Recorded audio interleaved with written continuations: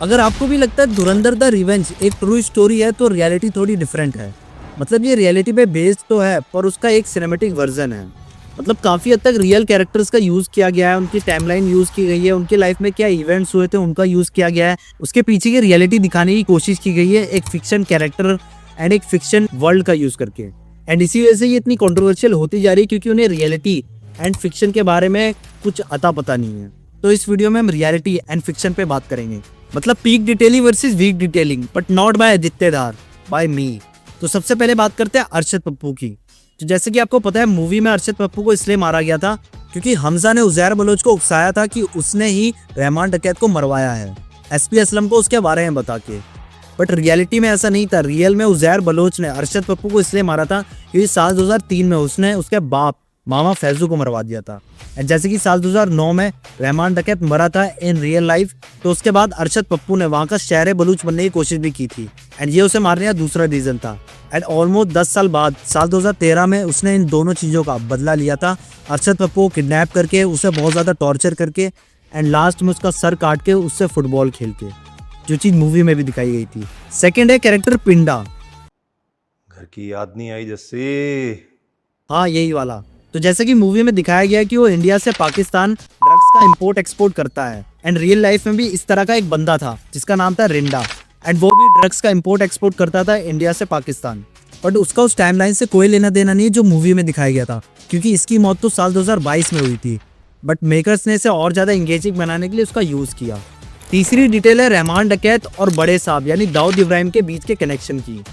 तो जैसे कि आपको याद होगा कि मूवी में मेजर इकबाल चौधरी एसपी असलम से पूछता है कि उसने रहमान डकैत को क्यों मारा, जिसका वो एक झूठा सा रीज़न बताता है। लेकिन जो रीज़न उसने बताया था वो इवेंट रियल लाइफ में भी हुआ था। एंड वो बात ये थी कि रहमान डकैत के आदमी की एक ज़मीन थी कराची में जिसे दाऊद इब्राहिम ने अपने कब्जे में कर लिया था, जिस बारे में रहमान डकैत ने उससे कहा था कि इसे छोड़ दो। लेकिन इन दोनों के बीच में पैसों को लेके एंड बातचीत को लेके बात इतनी बढ़ गई थी कि रहमान डकैत ने दाऊद के भाई नूरा को उठवा लिया, जिसके बाद उसे बहुत ज़्यादा टॉर्चर किया एंड एक दिन मार के दाऊद के घर के पास फेंकवा दिया। एंड ये बात मैं नहीं कह रहा, उस टाइम के क्राइम रिपोर्टर्स बता रहे हैं।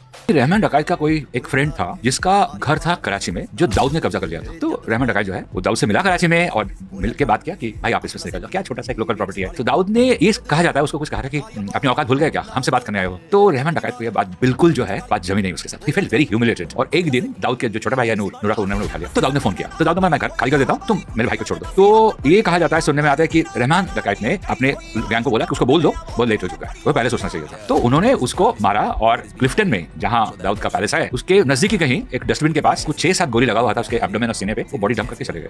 जो सेम चीज मूवी में भी मेंशन की गई थी। फोर्थ डिटेल है ड्रग्स की स्मगलिंग का। तो आपको याद होगा एक जगह पर हमजा पिंडा से पूछता है कि ये ड्रग्स जो है वो पाकिस्तान से इंडिया जाता कैसे है, जिसका वो रीजन बताता है कि छोटी छोटी सुरंगों से। एंड आज के टाइम पे तो ड्रोन एक बहुत ईजी मेथड है ड्रग्स को इधर से उधर पहुंचाने में। एंड ये बात सच भी है क्योंकि कई बार इंडियन आर्मीज के ऑफिसर्स ने उस तरह के ड्रोन्स एंड उन छोटी छोटी सुरंगों को देखा भी है, जो कि टाइम टू टाइम देखने को मिलती ही रहती हैं। According to the latest NCB report, the number of drone-related drug seizures along the India-Pakistan border has exploded from just 3 in 2021 to 179 cases in 2024. Fifth detail है एसपी चौधरी असलम की डेथ को लेके। जैसे कि मूवी में दिखाया था कि उसकी मौत होती है एक RDX से भरी हुई गाड़ी से उससे टकराने से। एंड ये रियल में भी हुआ था, लेकिन उसके पीछे ये रीजन नहीं था कि बलूचिस्तान वालों ने उसे मरवाया था, बल्कि ये काम तालिबान के ग्रुप्स ने करवाया था, जो कि उसे टाइम टू टाइम धमकी देते रहते थे, जिनसे रियल एसपी चौधरी असलम कई बार बचा भी, बट साल 2014 में नहीं। This is all that remains of a convoy that was carrying one of Pakistan's most well-known police officers. Chaudhry Aslam was killed when the car he was travelling in was ripped apart by an explosion in the port city of Karachi. आपको इसमें से कौन सी detail सबसे अच्छी लगी comment में जरूर बताना। एंड वीडियो अच्छी लगी तो वीडियो को लाइक एंड चैनल को सब्सक्राइब कर देना।